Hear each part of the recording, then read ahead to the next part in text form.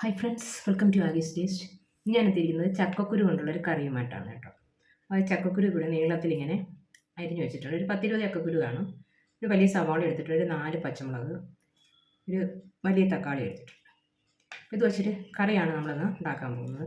ഇതിൻ്റെ അരപ്പെന്ന് പറയുന്നത് ഒരു മുറി തേങ്ങയുണ്ട്, 4-5 അല്ലി വെളുത്തുള്ളി, ഒരു അര ടീസ്പൂൺ ജീരകം, ഒരു 2 ടേബിൾ സ്പൂൺ കുരുമുളകുണ്ട്. കുരുമുളകാണ് ഇതിൻ്റെ ഹൈലൈറ്റ് കേട്ടോ. ഇത്രയേ ഉള്ളൂ ഇതിൻ്റെ അരപ്പ്. വളരെ കുറഞ്ഞ അരപ്പേ ഉള്ളൂ. തേങ്ങ, ജീരകം, വെളുത്തുള്ളി, അതുപോലെ തന്നെ കുരുമുളക്, ഇത്രയാണ്. ഇപ്പോൾ എങ്ങനെ തയ്യാറാക്കുന്നതെന്ന് നമുക്ക് കണ്ടു നോക്കാം. ആദ്യം നമുക്ക് ചക്കക്കുരു ഒന്ന് വേഗം വെക്കാം. ചക്കക്കുരു മാത്രം മതി കേട്ടോ. ഇതിനാവശ്യമുള്ള ഉപ്പ് ഇട്ട് കൊടുക്കാം.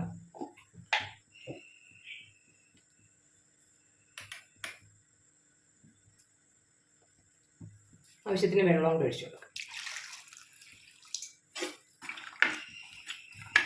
ഒന്ന് വെന്ത് വരട്ടെ.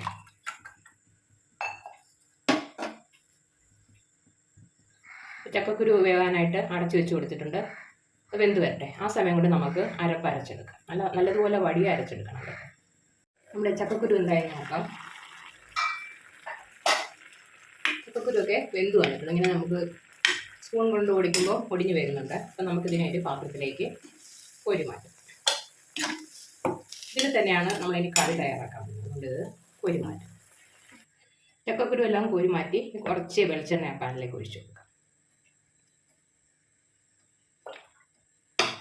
2 ടേബിൾ സ്പൂൺ വെളിച്ചെണ്ണ ഉണ്ട്. അതിലേക്ക് 1 ടീസ്പൂൺ കടുക് കൂടി ഇട്ട് കൊടുക്കാം. കടുകൊന്ന് പൊട്ടി വരട്ടെ.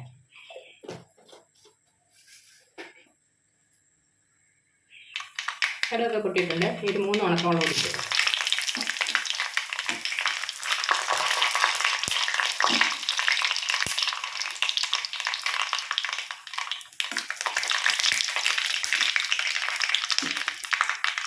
ഇതിലേക്ക് നമ്മൾ എടുത്തു വെച്ചിരിക്കുന്ന സവാളയും പച്ചമുളകും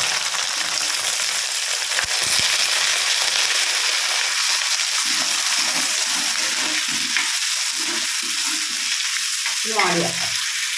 സവാളയും പച്ചമുളകൊക്കെ വാടി വന്നിട്ടുണ്ട്. അപ്പോൾ തക്കാളി ഇട്ടു. ഇത് വലിയ തക്കാളിയാണ് ഇട്ടായിരുന്നത്.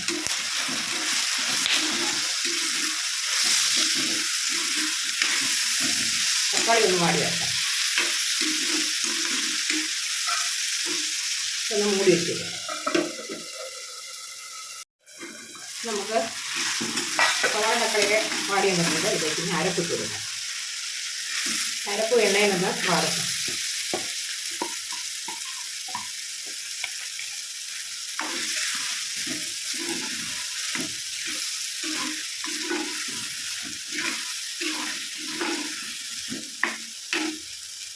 നമുക്ക് ആവശ്യത്തിന് ഉപ്പിട്ട് കൊടുക്കാം.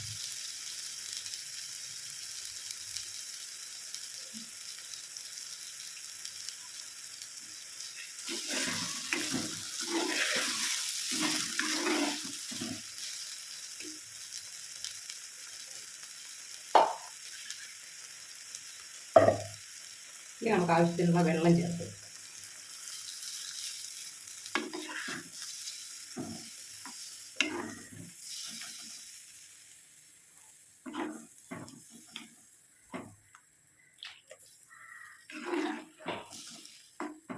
ഈ കറിക്ക് ഒരുപാട് അങ്ങ് വെള്ളമൊന്നും വേണ്ട. ഇച്ചിരി കുറുകിയിരിക്കണം. അപ്പോൾ ഇതാണ് അതിൻ്റെ കൺസിസ്റ്റൻസി എന്ന് പറയുന്നത്.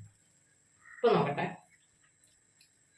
ഇപ്പോൾ പുളിയെല്ലാം കറക്റ്റാണ്. നല്ല അടിപൊളി ടേസ്റ്റാണ്. കുരുമുളകിൻ്റെ ഫ്ലേവർ അടിപൊളി ടേസ്റ്റാണ് കറി.